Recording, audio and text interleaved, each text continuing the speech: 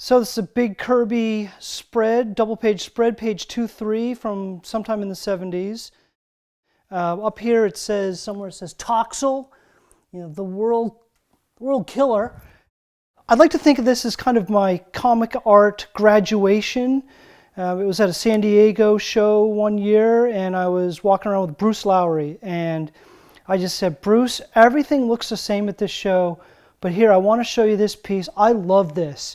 And I think he kind of looked over me and said, yeah, we've been bringing you along for a couple years, and now you've made it out of the little, you started with your Byrnes, your Millers, your Simonson, Sienkiewicz, but now you've kind of discovered some of the other real artists. So I bought this, and I bought it off a guy named Richard French, who sold it to me. Then he decided he didn't really want to sell it because his wife really loved it. But I said, well, no, we had agreed on the deal. And he went through with the deal, and a guy had tears in his eyes when he sold it to me. And we talk about it whenever I see him. I love it. It's one of my top 5. It'll be top 5 forever. This is the Kirby Planetary Control Room. Double page spread from the Lord of Light series. This is, the Lord of Light was about 10 pieces of art, all of them double page spreads, horizontally. This is 2 of them put together. Interestingly, Kirby drew this half first and had a line down the middle, and then he must have decided to add the second half.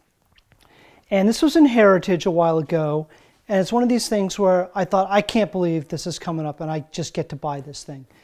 And it finishes the online portion of the auction, and it's at $2,000 or something. And I'm like, this is great.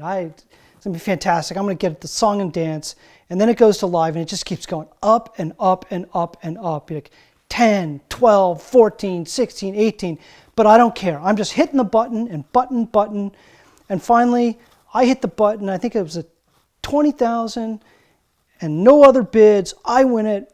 And I turned to Lori, because I'm actually home doing this. Usually I'm at work, but I was at home. And I said, I can't believe I had to pay that much money for that piece of art. And she said, well, you didn't have to. And I said, well, you know what? Actually, I did have to.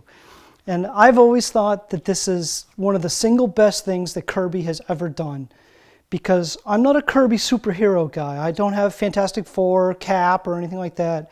I love his stuff where he is just unbound. And there's so much stuff going on here. There's gigantic, galactic, and then there's one little guy down there that shows you, and 2 other guys there to show you the scale. It's just little things in there, and it's absolutely fantastic. The reason it's framed the way it is with the black bar is there was a very noticeable break from the older piece to the newer piece with some whiteout, and that was my solution to fix the visual problem. And I think Scott Williams referred to the fact that this one had a bit of a problem when he and Jim Lee bought it initially in '92. And I had come up with I'd first seen it at Heritage, and it had the problem, but I came up with this idea, ran it by Glenn Gould. Glenn said, yep, I think that sounds good. Bought it, framed it like that, been happy ever since. All right, here's a great piece. Mike Mignola doing a pinup for Selena's big score. We just went through the portfolios and together tried to pick which Mignola piece would come out. This was one of the top 2 or 3 favorites. I love it because it's got everything that Mike is great with. I like the character, I like the Darwin Catwoman, but it's got the distressed statuary, and then it's got his kind of pseudo-mechanical with a little bit of chemical kind of components in there. It's got everything. I chased this piece for 10 years because the one San Diego that I did not go to, because I was on my honeymoon, this piece showed up.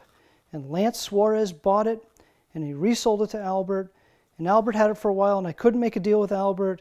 And then Albert sold it to a European collector, and I finally bought it off the European collector. And this thing, I could have paid for about 6 honeymoons with the money that I spent extra on top of what it had gone for at the original show. But I'm very happy. It's not going anywhere now. It's one of my 2 or 3 favorite Mike pieces. It's fabulous. What would a Felix Comic Art podcast be without Frank Miller Dark Knight Returns? This forever was my favorite Dark Knight page, long before I even had gotten the art or knew that it was available. To me, Dark Knight is not about Batman versus Superman or versus Two-Face or versus Joker or anything. It's about Batman versus time. And time's always going to win, but then here comes Carrie Kelly to remind him that the time loops back on itself. And this page has everything. It's got Batman rocking and rolling at the top, but then it's got Carrie Kelly coming. And she's hanging from the Batcopter upside down.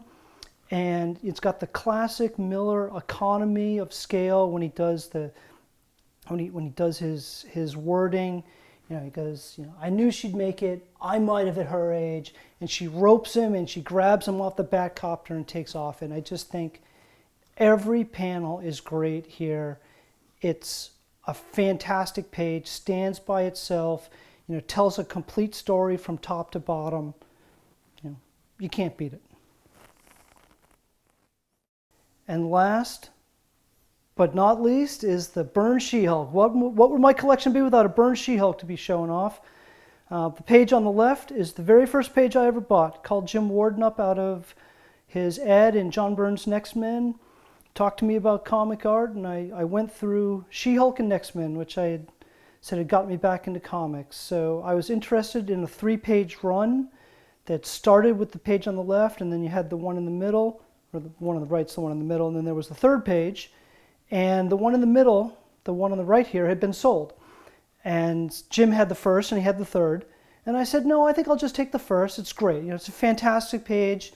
You know, it's got Wheezy in there, it's got a great gag, it's got a beautiful shot of She-Hulk, it's got an explanation of how the whole premise of the book. And then Jim calls me up 3 months later or so, he's got the second page, he wants to sell it to me for the gigantic markup of, I think, $25 over what the original guy paid. And it's just got, you know, so She-Hulk is doing her exposition of what happened in the latest, previously in the issue and the issue before.